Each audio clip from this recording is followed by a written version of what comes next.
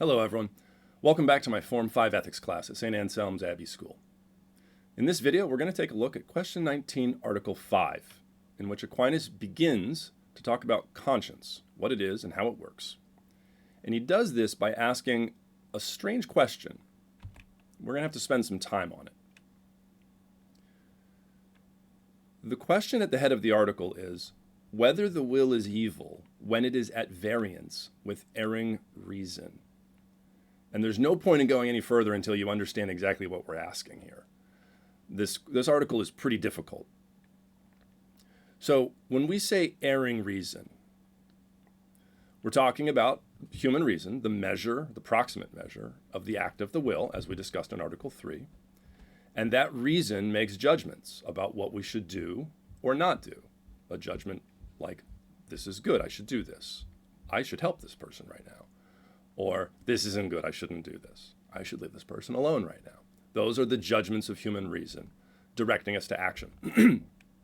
Now, normally, since it's the measure of the act of the will, if our will is not in accord with that judgment, that's evil. That's what it means to be evil, when the thing being measured doesn't live up to its measure.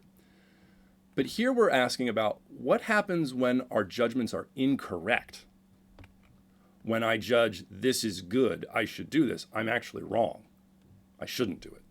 Or this is bad, I shouldn't do this, but in fact it's good, I should do it. And that adding the idea of error to the question makes it quite a bit more complicated. Now, there's nothing special about willing contrary to our judgments. We do it all the time. Take error out of the equation for a moment. There are times where we judge rightly, let's say, this is good, I should do this. Not only should I do it, but I should want it. I should will this thing, and I just don't. That's part of the ugly side of our free will. We don't always will the things that we know we should will. We certainly don't always do the things we know we should do. So with error out of the equation, that's just bad. But now we're talking about a case where I don't will what I'm judging, but my judgment is false. It's wrong. Is that still bad? And there's a hidden implication here. There's a reason to think it might not be. Hiding behind the idea of human reason erring is the idea that it is disagreeing with divine reason. That's what it means for human reason to err.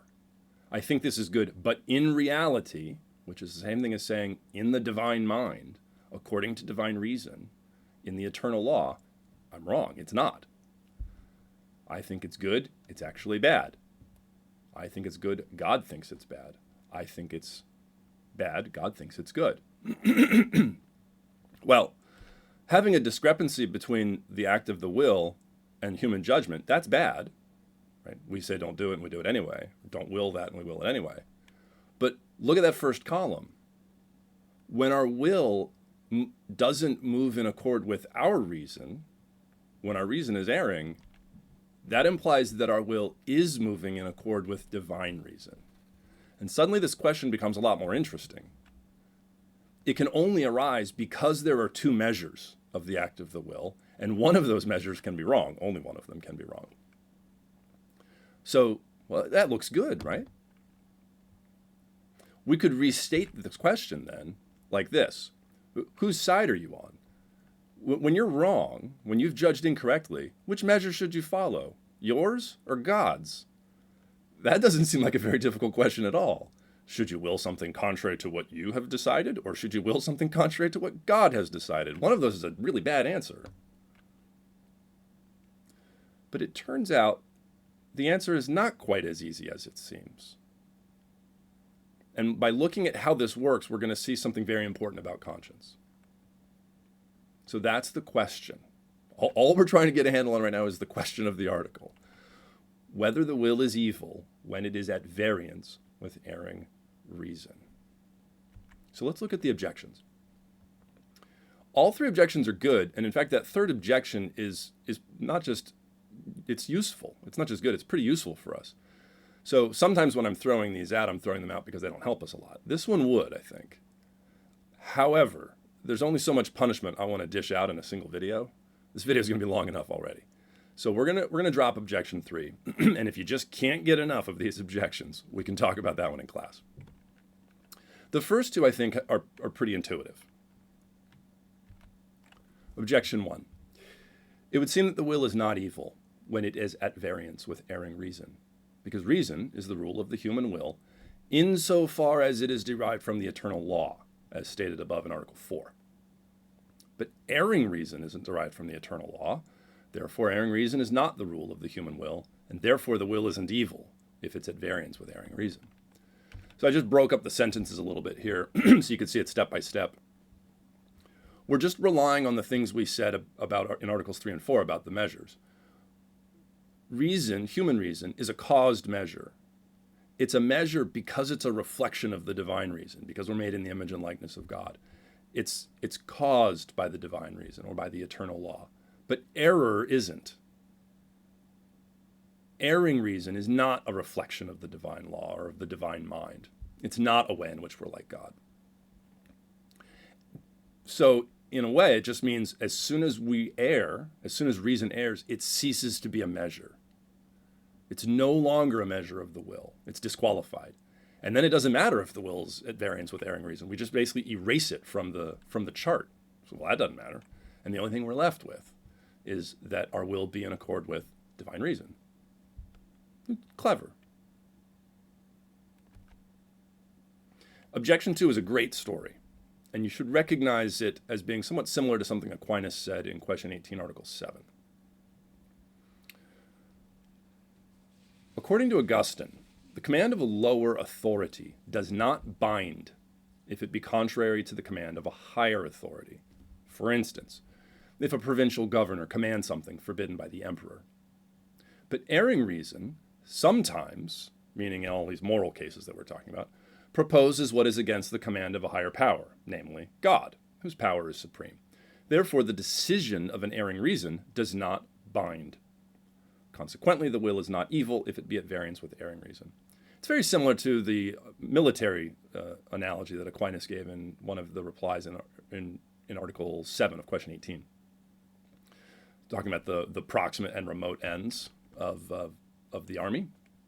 And actually, we want to hold on to that proximate and remote language. We've seen it a couple of times now. So all Augustine is saying is, when you have these two authorities, a lower and a higher, what you basically have is a proximate and a remote measure. Although now we're using the language of command. And when the governor gives a command to a subject, well, if that command is contrary to the orders of the emperor, subject doesn't listen to the governor, you listen to the emperor.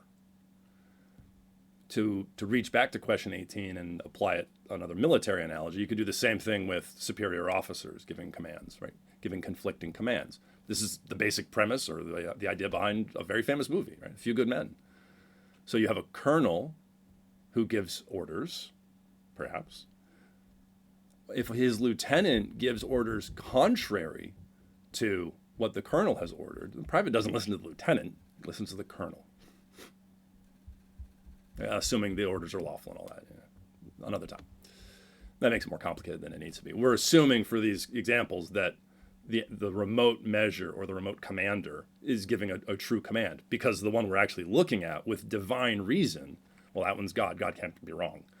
So when the human will is playing the role of the private, the lance corporal, or when the human will is playing the role of the subject in the first example, it listens not to the proximate lower authority. It's bound by the command of the higher authority. And this language of command is going to be quite important going forward. We're going to be using this in the respondio. We haven't said a lot about command for ethics so far, but when we make a judgment about what is to be done, it is a kind of self-given command. We're saying, I should do this. I'm in a sense commanding myself. And by extension, then we could say that remote measure is also in some way giving a command when it reasons as it does. This is very helpful for when we want to talk about law later. It's a very good transition to that. So that's the second objection. Now, sed contra.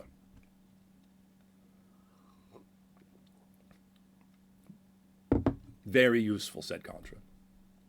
As stated earlier in the Summa, Prima Pars, first volume, question 79, article 13, conscience is nothing else than the application of knowledge to some action. Knowledge is in the reason. Therefore, when the will is at variance with erring reason, it is against conscience. So we're going to start using conscience interchangeably with reason here. But every such will is evil, for it is written, St. Paul's letter to the Romans, chapter 14, all that is not of faith, all that is against conscience, is sin. Therefore, the will is evil when it is at variance with erring reason. And you could have seen that we were going here just by the first line of the first objection. So don't worry about this business at the end in St. Paul, how we're making a connection between faith and conscience. We're skipping over that. It's another one of those, don't worry so much about the citations, examples. What you do need to pay attention to is that definition of conscience at the beginning. We often speak of conscience in a variety of ways. Sometimes we think of it as a sentiment or a feeling, and Aquinas definitely doesn't think that, although it may come with feelings or sentiments. And it's also not even really its own power of the soul. It's really just an operation of the intellect. It's one of the ways the intellect, reason, works. It's when the knowledge of the intellect is applied to some action. By application, we mean something practical. And in that sense, we're really very strongly latching onto all the things that Aquinas said about practical reason in questions 8 through 17, several of which we looked at. That's why we looked at them. But also this word some, the sum is quite important. Conscience is not properly concerned with the generic universal laws. It's the application of those universal laws or rules, knowledge, to this particular concrete action, the here and now. What is before me? How do I respond? What should I do? That's conscience. What reason judges for this case right here in front of me? Now, another thing to notice about this sed contra is that as we make the transition from talking about erring reason to conscience, we drop the notion of error. It turns out that trying to focus on error is a mistake. Whether reason is erring or not, when it's applying knowledge, true or false knowledge, to some action, that's conscience. So we're not going to care that much about saying erring conscience, although it means something. But as we go further into the respondeo, you'll see that notion of error ends up not being quite as important as we started with. Now, let's look at the respondeo. Oops. Yeah, this is a pretty big one. And we're going to be working on this for a little while. That's a killer. Probably the most ambitious single text we're going to look at in ethics this year. Just marvel at it for a minute. Don't worry, we'll break it up. So we'll look at the first paragraph first. And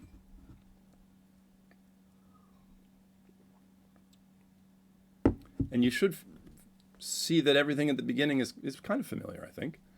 This feels like a normal start for Aquinas. Conscience is a kind of dictate of reason. It's an application of knowledge to some action, as was stated in question 79 of the Prima Pars. Since that is so, to inquire whether the will is evil when it is at variance with erring reason is the same as to inquire, much more simply, does an erring conscience bind? A very famous formula, a nice shorthand for the question we're asking. Does an erring conscience bind? The title I put on the title screen for this video. On this matter, some distinguished 3 kinds of actions. For some are good generically, some are indifferent, and some are evil generically. Well, we've got a distinction, and it's threefold, and you've seen it before. It's from question 18, articles 8 and 9, when we talked about whether an action can be indifferent in its species, or whether an individual action can be indifferent. So you can have things that are, this kind of action is good, this kind of action is bad, and this kind of action doesn't actually matter because it doesn't pertain to reason at all. A comfortable distinction. And now we're just going to use that distinction to try to explain what we mean by error. We'll make a table. We're not going to have quite as much room as I would like for the table, but we're going to make a table. They say that if reason or conscience tells us to do something which is good generically, there's no error. And in like manner, if it tells us not to do something which is evil generically, since it is the same reason that prescribes what is good and forbids what is evil. And so I've just laid that out in these lines over here on the left side. When the thing really is good, meaning it exists in the divine mind is good, God judges it to be good, and reason says, yeah, that's good, let's do it. No mistake. You're doing it right. Good job. That's how reason is supposed to work. That's how it works as a measure of human action. And similarly, if it were really evil according to the eternal law, God's divine reason judges it to be evil, and reason says, yeah, that's bad, don't do that. Once again, no mistake. You're doing it right. However, now we want to look at the cases where we have error, and I've added those to the table as well, down below. On the other hand, if a man's reason or conscience tells him that he is bound by precept to do what is evil in itself, or that what is good in itself is forbidden, then his reason or conscience errs. So it's really evil, but I think, oh, that's good, I should do that. That's a mistake. Or that thing is actually good, and my judgment is, oh, that's no good, don't do that, that's bad. Again, we have an error. And then the third kind of error, which we haven't looked at yet. In like manner, if a man's reason or conscience tell him that what is indifferent in itself, for instance, to raise a straw from the ground, is forbidden or commanded, then his reason or conscience errs. That's the same example of indifferent object that he used in question 18. And here, it doesn't really matter. It's neither good nor evil. You either think it does matter and you should do it, you're wrong, or you think, oh, that's bad, I shouldn't do that. You're also wrong there. So whichever way you give a command about an indifferent matter, you're making a mistake. It's an error. Now, what I would like to do, if I had the space, would be to add a fourth column here and ask, all right, in which cases does the reason's command bind, so that if the will is at variance, it's evil? And if we had a nice sprawling whiteboard and I could scribble this all out, we would do that. But it doesn't lay out quite so neatly on a video. So I'm going to replace that error column, since we're only going to look at the cases where an error is being made. They say, therefore, that reason or conscience, when erring in matters of indifference, either by commanding or by forbidding, it binds, so that the will which is at variance with that erring reason is evil and sinful. But they say that when reason or conscience errs in commanding what is evil in itself, or in forbidding what is good and necessary for salvation, it does not bind. Wherefore, in such cases, the will which is at variance with erring reason or conscience is not evil. So the only time erring conscience binds on this table here is when it turns out it doesn't really matter. When the divine mind, when that remote measure, when the divine measure says nothing at all, it doesn't say it's good or it's evil, then the only measure we've really got is the human reason, the proximate measure. And since it's the only measure we've got, it binds. So even in reality, it doesn't really matter, but if you judge that it does, you got to do that. And if you don't, you've done something evil, or you've got to will it. And if you judge that it's evil and not to be done, and you will it anyway, then you've done evil. You have to follow the judgment of reason in matters of indifference. But if it turns out the thing really is evil, or it really is good in the divine mind, then it doesn't bind. We're going to jump over reason's command and follow the divine measure.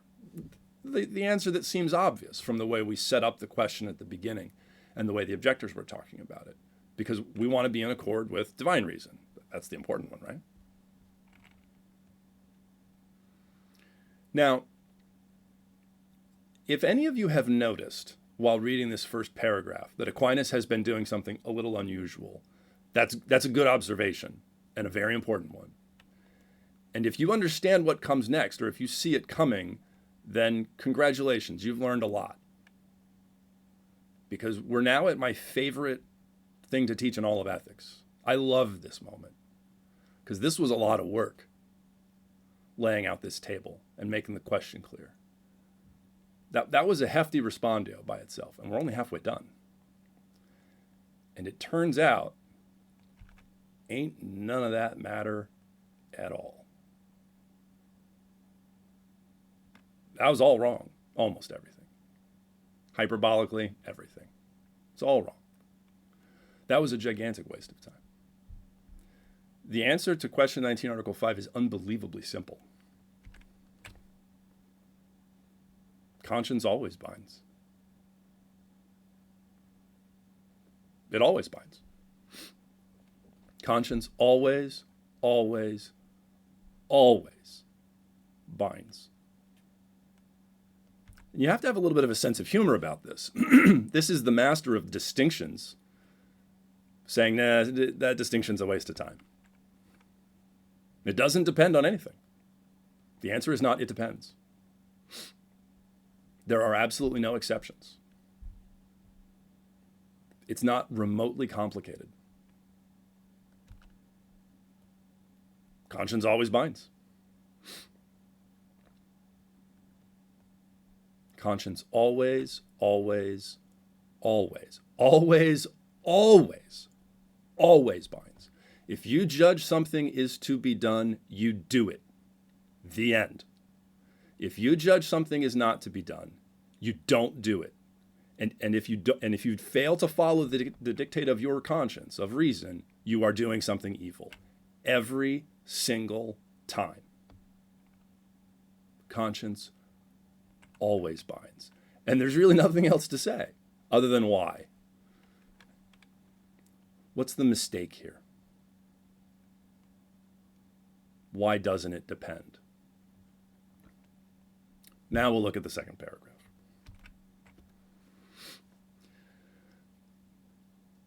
So there's two funny things about this. The first is that very first sentence, the short one, but this is unreasonable. That's what it looks like when a saint is making fun of you. He's a gentle soul, a kind man. That whole first paragraph is ridiculous. It's ridiculous. He won't say it quite like that. He'll say it nicely. The other funny thing here is we're actually going to go back and say, all right, hold on. In that whole first paragraph, there was one thing that they were right about. And we're going to start with that. And we're going to look at why they're right about that and pick it up from there. And if you've learned Aquinas, if you've learned in this course, it is my hope that when you see the way they were right in the first paragraph, in one part of the first paragraph, that you will suddenly understand the rest of the article. If you saw this on your own, very well done. So here's where they're right. In matters of indifference, that last line on the chart, the will that is at variance with erring reason or conscience is evil in some way on account of the object, on which the goodness or malice of the will depends. Not indeed on account of the object according as it is in its own nature, but according as it is accidentally apprehended by reason, as something evil to do or to avoid. And since the object of the will is that which is proposed by the reason, as stated above in Article 3, from the very fact that a thing is proposed by the reason as being evil, the will, by tending to it, becomes evil when the thing is indifferent in itself. It's the good understood again. It's not the object as it exists in itself, but rather as it exists in reason. And that's why in matters of indifference, the judgment of reason binds. Do you know what comes next? There's no reason at all to restrict that argument to indifferent objects. That's just how the intellect and the will work. That's the silly OSIV chart that we talked about in the very beginning of this course. So they are making the mistake of restricting their argument to objects of indifference when they should. That's just the way it always works in every case without exception. That's why it always binds. The object existing in the intellect and there having the character of good or evil is true of all objects, whether they're good, evil, or indifferent.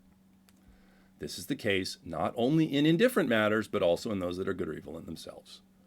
For not only indifferent matters can receive the character of goodness or malice accidentally, but also that which is good can receive the character of evil, or that which is evil can receive the character of good on account of the reason apprehending it as such.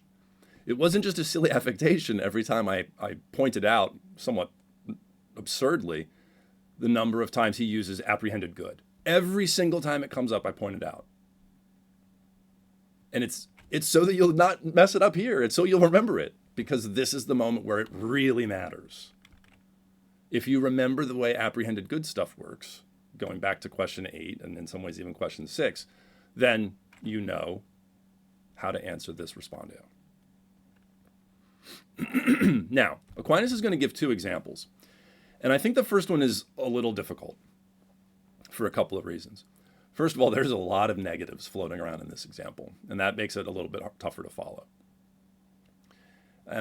But also, he's chosen an example that's almost custom made to be difficult for a 21st century teenager to accept. We're going to talk about the way fornication is bad and refraining from it is good.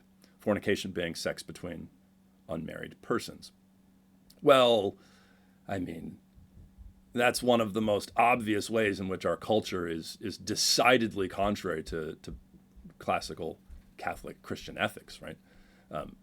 Fornication is just a fixture of the way our culture works. We would actually just say fornication is good in a lot of ways. Many people would. So this is a difficult example, I think. We'll run through it anyway, just to get revved up for the next one, which is, I think, much clearer. So fornication is bad, and that means refraining from fornication is good.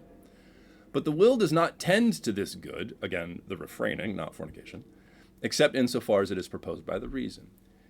If, therefore, and I think this is where it gets particularly difficult, if erring reason were to propose refraining from fornication as evil, the will would tend to it as something evil.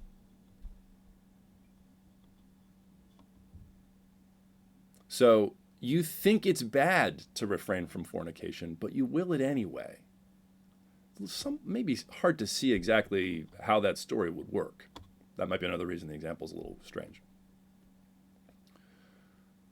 But if you universalized it to something like, this is bad, this thing here is awful, but I'm going to do it anyway. This is evil, but I want it all the same. That's bad, even if you're wrong. Even if you're wrong about it being evil. The simple fact that you think it's evil and still want it, that's bad. That's all we're trying to get at here. So the will is evil because it's willing an evil, not because the thing in itself is evil, but because it is evil accidentally. It is apprehended as such by the reason. And I think there's a much clearer example for this. And in fact, this example is incredible. I never get tired of looking at this one. If you had any idea who Aquinas really was, this objection would blow you away. This man loves Jesus more than you've loved anything in your life. And he spends every second of eternity praying that you will love Jesus more than he does.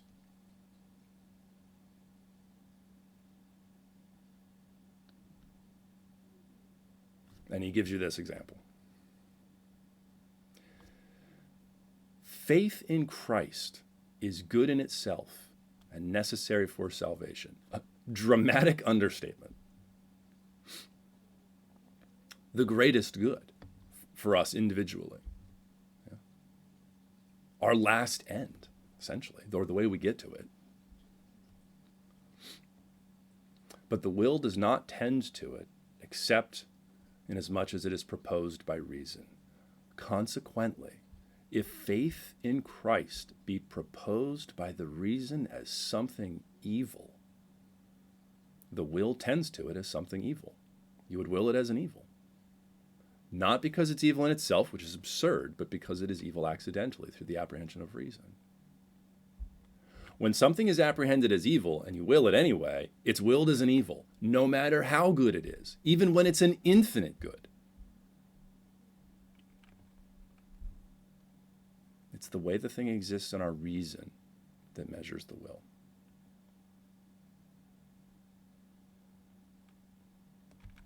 Now, this is the end of the respondio. And we begin with a quotation from Aristotle that we're not going to worry about. Quite useful for something we will come back to in the future, for passions and for virtues. And it is also a way we could continue to pursue some of the things in this article, but we need to stay focused on just one point. This will run us off in another direction. So Aristotle, the philosopher, says that properly speaking, the incontinent man is one who does not follow right reason, but accidentally he is also one who does not follow false reason. Don't worry about that part. Bottom line, we must therefore conclude that absolutely speaking, simpliciter, every will at variance with reason, whether right or erring, the error doesn't even matter, is always evil. Always. There is no it depends. There is no in a certain respect. Simply speaking, every time your will is at odds with what you have judged, you're doing something evil. Every time. Conscience always binds. When you judge to the best of your ability that something is to be done, you do it. You will it. No exceptions. And when you judge that something is not to be done, that it is bad, you never do it. Never. You must always use your best judgment. Conscience always binds. I hope you didn't think we were finished, though, because we still have to do the replies to objections 1 and 2. And it turns out looking at these will help us see a little bit more about where the objectors were going wrong, but also talk more generally about conscience and the judgments of reason. So there's some good practicality here. Remember that objector 1 was suggesting that the measure, the human measure, human reason, disqualifies itself as a measure when it makes an error, because the error is not derived from eternal law. Although the judgment of erring reason is not derived from God, that's true, but erring reason always puts forward its judgment as being true, and consequently as being derived from God, from whom is all truth. That's just what it means to make a judgment. S is P. I should do this. It is true that I think I should do this. It is true that I should do this. I think it is true that I should do this. Anytime we make an honest judgment about what is to be done, by the very fact that we're making the judgment, we're making a truth statement. Obviously, you could deceive others about this. You could trick people, other people. But when you have made your judgment, maybe you don't make one, maybe you suspend judgment, maybe you're not sure. I'm not worried about those cases right now. When you've actually made one, you're making it as true. You think it's right. This is also going to come up in the next objection. What would it even mean to say, I've made this judgment about what is to be done, but I also think it's false?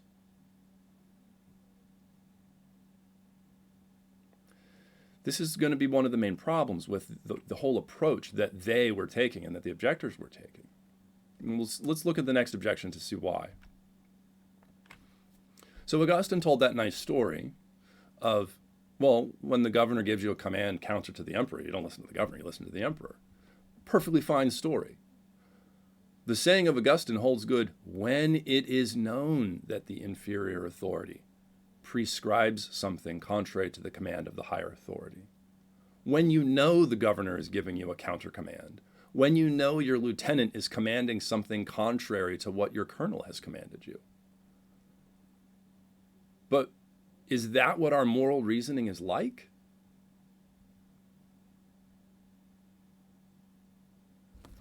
If we were to believe that what the governor were commanding us were the command of the emperor, if we were to believe that what the lieutenant is commanding is the colonel's command, then by disregarding the command of the governor, the proconsul, the lieutenant, we would be disobeying the emperor. Oh, the emperor tells me to do this? I'm not doing that.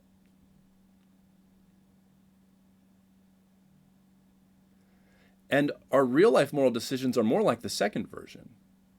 When we really are making an error, when we don't know, is when we don't know we're wrong. When do we know we're wrong? After the fact? When in the moment do we know? We might know that we might be wrong. And maybe we should stop and think about how seriously to take that. Maybe that means we should chill for a second. But given that we've made a decision, I sincerely judge this thing is good and to be done, but also I know I'm wrong. That doesn't make any sense. So the disobeying of the local governor, the lieutenant, the proximate measure, that can only come up when you know it's wrong. In like manner, if a man were to know that human reason was dictating something contrary to God's commandment, well, yeah, don't listen to that. But then you wouldn't be in error.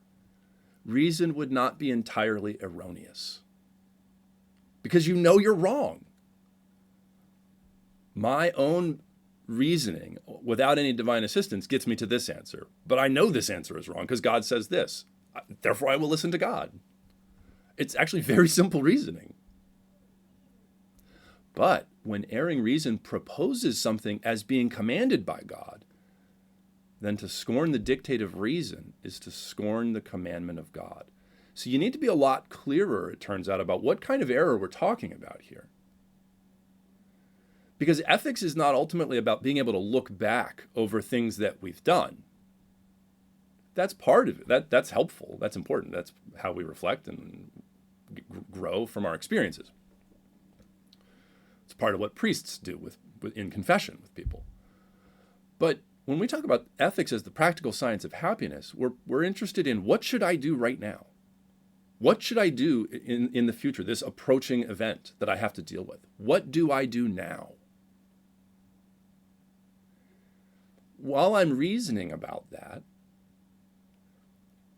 if I know that God has revealed the answer, I know the answer. This was why I pointed this out in Article 4. It's very important not to restrict reasoning and knowing what is to be done just to human reason with no regard to faith, with no regard to revelation and grace. That's not what Aquinas means by being in accord with reason. It includes the whole realm of revelation.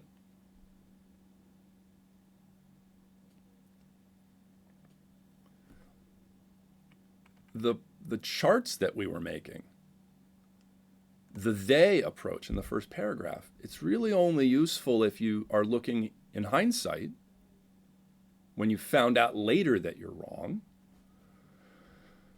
And they're all pretty much based on the idea that reason just means what we figure out on our own. But the whole point of Catholic ethics, the whole point of revelation is that that's not all we've got. We have revelation as well.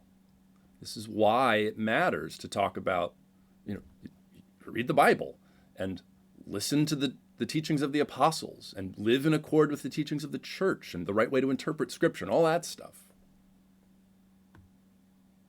All of that counts as what we know for action as well. And if I know that God has revealed the answer, then I know the answer. And if I'm not aware, if I don't know that God has revealed the answer, then I don't know my judgment is wrong. And that's the case, that's the really difficult case. That's the real case. The one time reason really is erring in a way that we got to follow it, when it's really erring, is when we're not even aware that we're wrong. When we know we're wrong, we're not erring in the relevant way.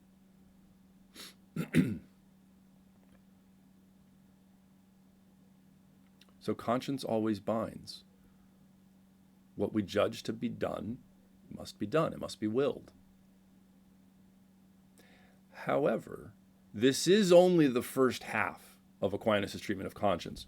Because now the question is, okay, so if I'm bound to follow my own judgment of reason, that means when I follow the judgment of my reason, I'm good. I do good. It's not evil. And that seems to put us right back to something we've rejected a few times, which is, as long as I think it's good, it is good. So that's why we need to look at question 19, Article 6. But that's it for this video. Conscience always binds. Please don't get that wrong on a future quiz. If you have any questions about this article, and I'm sure you do, you know how to get a hold of me. We'll certainly talk about it in class. And in the meantime, good luck with your studying, and God bless.